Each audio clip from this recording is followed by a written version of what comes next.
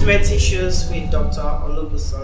Today we're talking about sexual abuse and domestic violence and how it's affecting our society. So today I just want you to hear the real story from the real person and take her through her life and how she's able to come out of it, what she believes, and how she's going to continue to live the rest of her life. So come with me as we talk to Sade. I thought I actually belonged to him. I thought with him, if I don't marry him, it's the end. Because he made me believe I'm a second-hand product.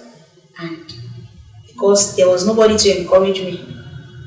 So I believed so. He left and I decided to pick up the pieces of my life. At that time, I learned a trade and I acquired some skills and life goes on. And after some months, I got a job and I started taking care of my child. And I enrolled him in a school. My parents helped me with part of the school fee, and things were just moving on fine. Then 2 years after, I decided to go back for my EJECTED. I went back barely 3 months, let me say 4 months after my EJECTED. He showed up at my parents' place. I mean the father of my child. Started begging.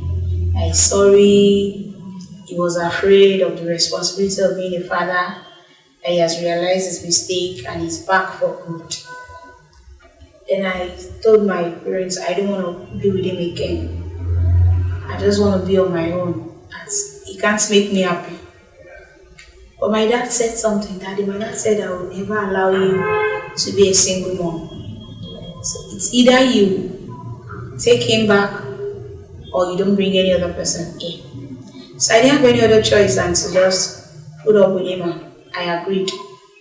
And that was how we got back. After 2 years and some months, he left me. We started, and for some months he was nice. He was tolerating me, he was pampering me, he showed me love and stuff like that. But like some months after, we got an apartment together and I moved in with him. By then, he was already through with his EJECTED and he was preparing for NYC. So we moved in together and started staying together. Because we planned on getting married like a month before you go for service. So you choose a date. We concluded that time, and I told my parents and he told his parents too. Then he started complaining of me not getting pregnant again. He wanted me to get pregnant again, and I said no. And when he comes back from service and after we get married, we can start making babies again. But he said no. So, I didn't want him to start his troubles again. But I just told him I can't get pregnant again. But along the line, I got pregnant the second time. And that was the genesis of another problem. After that, he started misbehaving again. He would talk down on me and do all sorts of things. To the extent of even forcing me to have fun with him, which was against my wish. Then there was a day we had a misunderstanding. I think when the pregnancy was still at 2 months, like almost 2 months. Then we had a misunderstanding, and the process of struggling with him, he left the house in anger, and after he left, I noticed blood was coming out of me. And I called him and he was picking up. The only thing I could do then was to go to the hospital. On getting to the hospital, the test was carried out and the doctor said I lost the pregnancy. And I was admitted that day. I was admitted and I was in the hospital for like 2 days. On getting back home the third day, he was nowhere to be found. I just noticed that some of the things we have inside the room was not there. I tried calling him and he was not picking up. Then I went to my best friend's house. So the night of that particular day, a neighbor of mine called me and told me he's around and he's packing things. But I could not go there because I was still very, very fragile. Because I just lost the pregnancy. So by the time I would get home the second day, he has packed out of the house and he has left me. All this while my first baby is with my parents. He was staying with them and still staying with them. So it was just as if my world was crumbling. I was down. I was worried. I was sad. To me, it was the end of the world. How can he just leave me and go like that? But there was nothing I could do since I called him and he was not picking up. So I went back home, told my parents everything. And that was when I told him he has been maltreating me, what I have actually passed through emotionally, psychologically, even economically. He did all sorts of things to me. Then my mom said, no problem, you just have to continue with your life. So during that time, it was as if the world is coming to an end. I was down, I was worried, I was out of my mind. The whole thing doesn't make sense to me. Life was not fair. It was as if I was cursed. Like, why me? Why me all the time?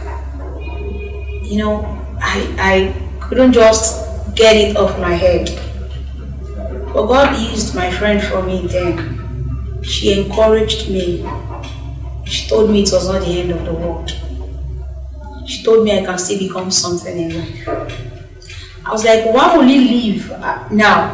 He left the first time, came back 2 years after, and he leave again, not up to a year. She said, why me? It's as if I'm just so unfortunate. So after he left, I decided to just take life as it comes, even though life was not fair. I decided to forge ahead, though it was not easy. I have to fight with a lot of things. There are times my kid will be like, I want my dad. It's fine.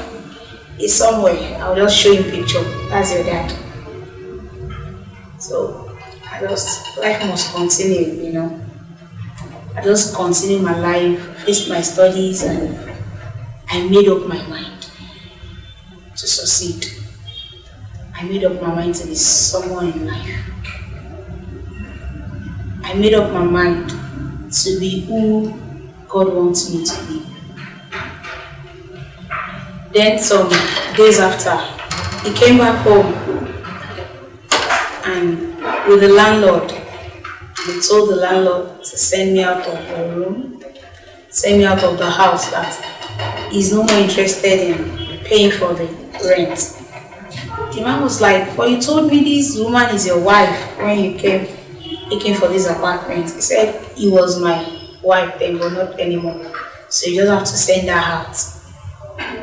And I told the man, I said, see, if you should return his money, then that will make you a very good philanthropist.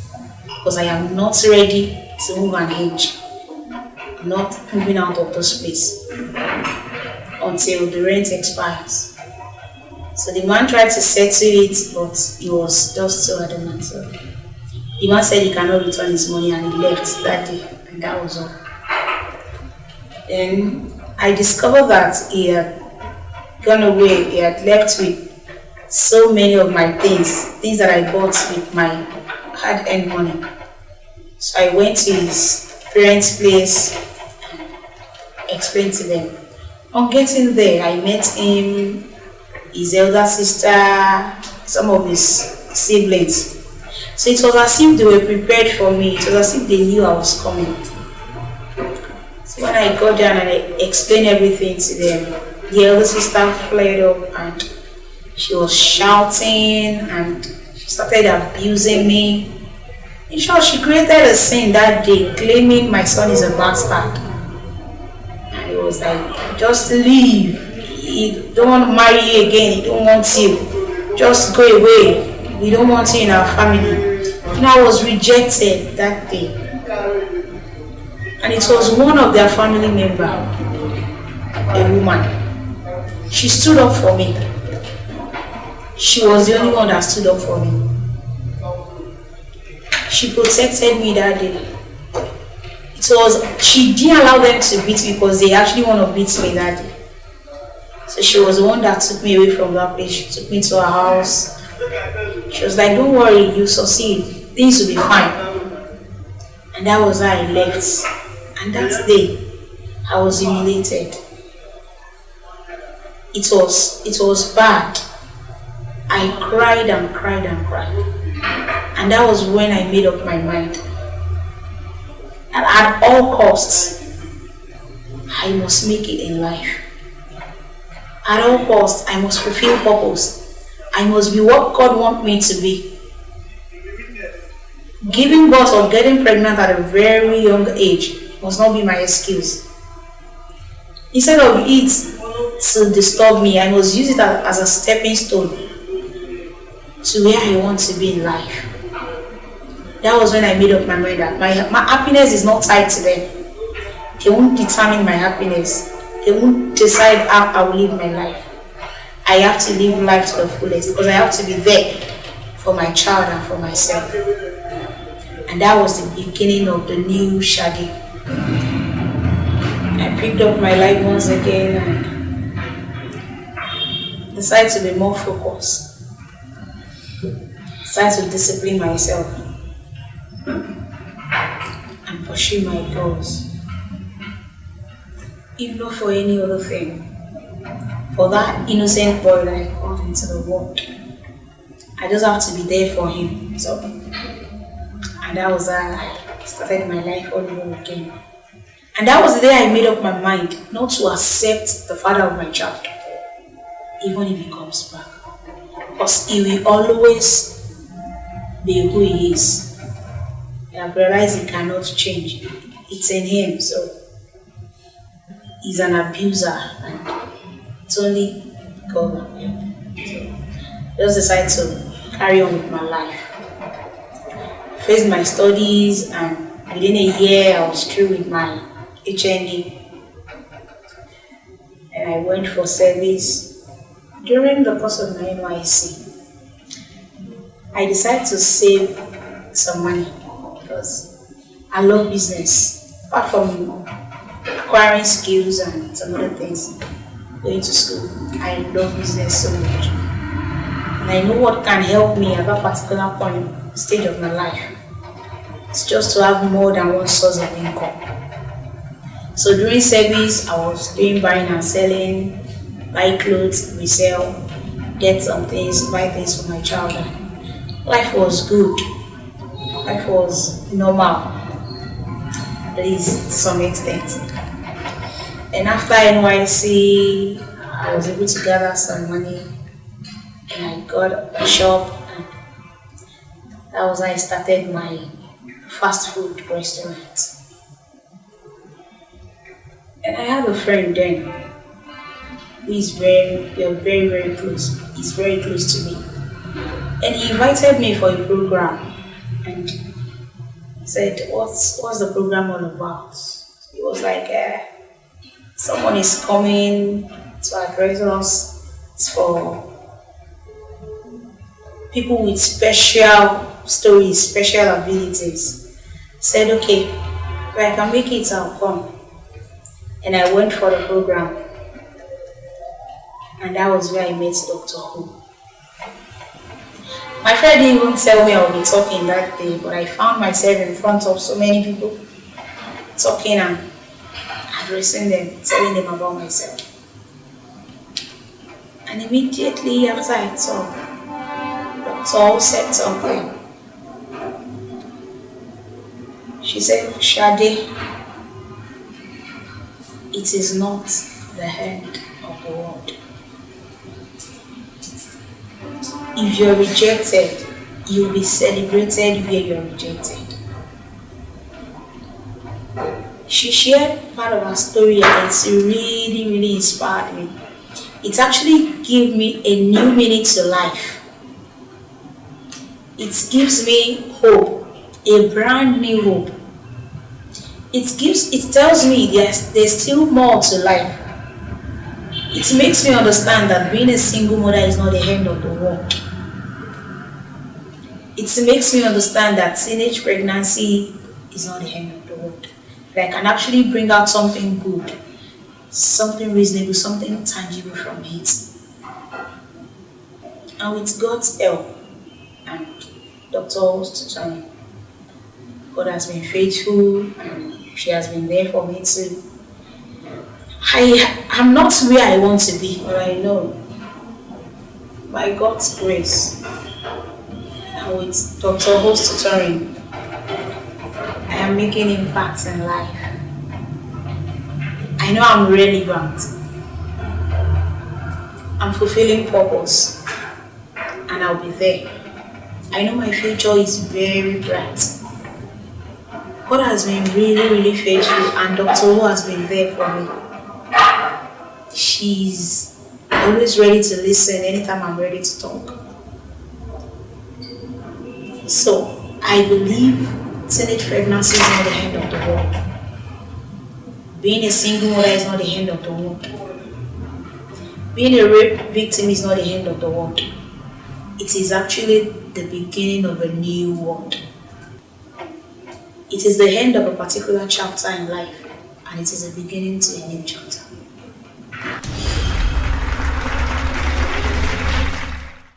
Okay, how do you feel about what happened to you? Felt violated, felt used. Okay. Didn't feel good at all. I felt life was unfair. Was there any problems or issues that came out of that?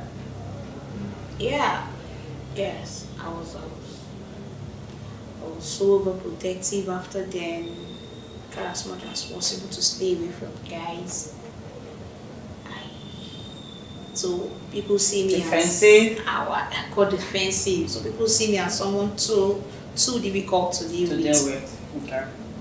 But do you ever feel responsible? No. For the abuse? No. And how would you, if I have to tell you, what do you feel about the abuser? Oh. Did they ever, let me ask this question, because a lot of abusers, they don't take responsibility. Did he or any of them ever take the responsibility of what they did? No. How did that make you feel? Really got me angry, and there are times I transfer aggression Okay. to others. Okay. Both young and So was the anger for that time, or because in therapy sometimes I realize like, okay, you're a very angry person. When we're doing anger management, a lot of people is because of what happened. They're still angry 10, 20 years after. no. This just continued for like 5 years. So it didn't affect you. It wasn't a long time. It wasn't a long time thing. 5 years is a long time though. But Still let me ask you, do you still feel angry about what happened? No. Do you feel responsible? I might ask you that question again. I'm repeating it in another way. Do you feel responsible for the abuser? No. Okay. But I know I'm responsible for my behavior after. After that. Yeah. Okay. Because you're responsible for your life. Yes.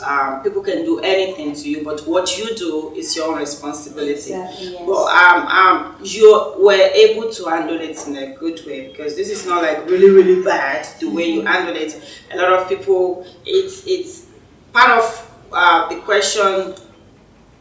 Did you have any issue after that? Some people have change in attitude, behaviors, like being defensive. Then they see, oh, Sade is always fighting. Sade is always this and that. Makes you become a difficult person. That's an issue. Yeah. And do you think you see that person, that difficult person? No. You're not. I've outgrown that. Okay. Did you try to stop him? Yes, And I defended myself. He was already on me, and the next thing I found a bottle, banged it on the wall, and threatened him. I told him I would shout. so you fought for yourself. I fought for myself. Okay. After that, was there any other occurrences from him or from any other man? From him, no. Okay. But from another person, yes. Okay. Thank you, Sade, for coming out to talk to us, for sharing your story. You're Really welcome. appreciate that. You're welcome. I just want to run this up by talking to the parents. She mentioned that her parents were overprotective. That was then. This is the 21st century. I have kids too. What my mother did not teach me. You heard her talking about, oh, my mom just said, don't play with boys. That was the same thing that my mother told me. She didn't tell me about sex. She didn't tell me about boundaries. She didn't teach me about trust. So I want to appeal to you. When you have kids, talk to them, teach them, train them. Let them know what to expect. It's a crazy world out there. If you teach them, they will know. If you don't teach them, they will know. But you want to teach them. You must be the one to be the trainer, not the street, not peer pressure. Sade told you she wanted a boyfriend at 18, not because she was ready, but she thought my friend had boyfriends. I'm ready too. It's a peer pressure thing. If a parent had told her what to expect, how to expect, she probably would have thought better. Setting boundaries, trusting people. Well, you have to trust people. We're humans. You cannot live your life just on the edge. But you have to train your child for what to expect in the world. And let them be able to come out and talk to you. I talk to my kids about everything, about anything. You want to give them that room. If anything happens outside. If she had told her parent the first time they attempted rape, she probably would have understood better. She probably would have known what to expect. But she was scared of humiliation, of shame, she was confused, even of her parents. So teach your kids what to know, teach them what to expect.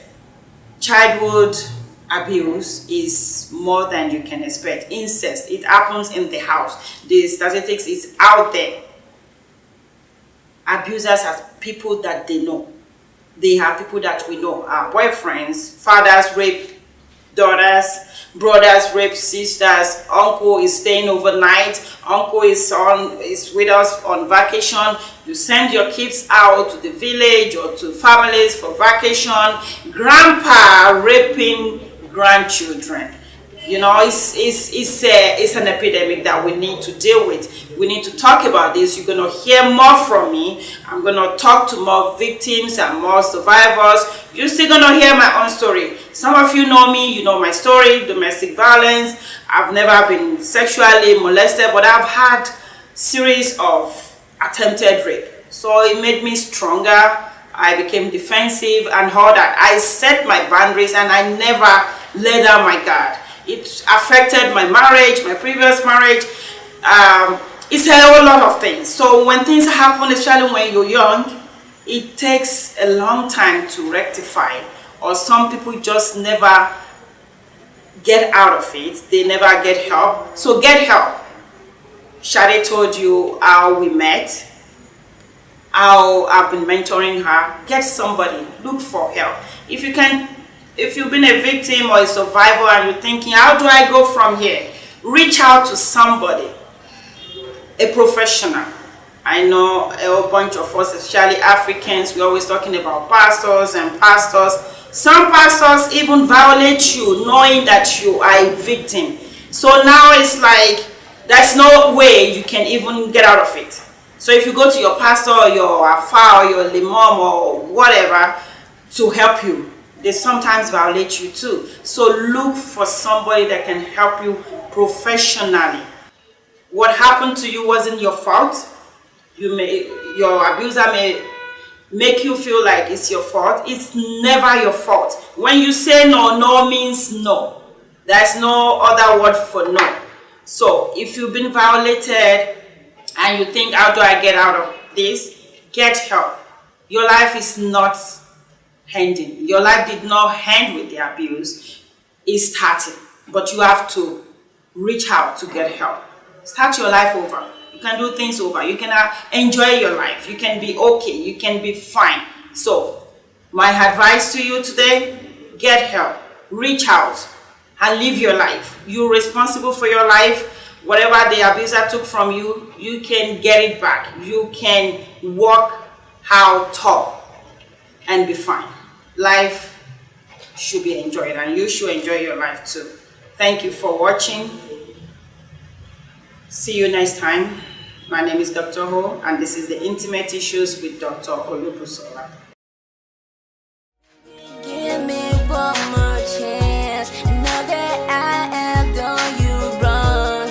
All those times you looked at me, it's all the good I really had. Sometimes I just wanna cry, living you so down like that, treating you like you're nothing. I'm sorry. I lost you there, right there. Lost your love, lost your heart. Felt like the world was ending right in front of me. Never till I could enter this kind of trauma with this empty void right in my heart. You love me so much, but I let you down. And now I feel the irony, cause you held me up. You stuck with me through those hard times. Right now, I wish I had you back.